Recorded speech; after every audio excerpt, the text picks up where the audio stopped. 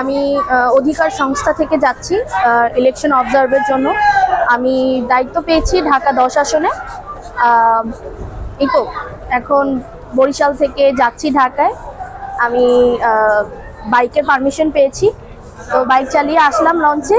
এখন আপনি বরিশাল থেকে বাইক নিয়ে যাচ্ছেন? জি। তো আমার যাতে আমার যাত্রা সহজ হয়, যার কারণে বাসা থেকে যেন আপনার বাসা থেকে আসার পথে আইন শৃঙ্খলা পরিস্থিতি অর্থাৎ আপনি কি কোনো রকম অস্বস্তি বোধ করেছেন কিনা, আর এই ঢাকা যাওয়ার ক্ষেত্রে আপনি কি মনে করছেন কোনো ধরনের সমস্যা হতে পারে? আমি এখন পর্যন্ত বরিশালে কোনো সমস্যা ফেস করিনি। আর হচ্ছে আমি পারমিশন পেয়েছি বাইকের, যাতে আমি নির্বাচনের সময়কালীন আমি যেন বাইক চালাতে পারি।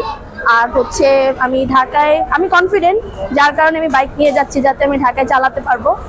তো এই জন্য ধন্যবাদ।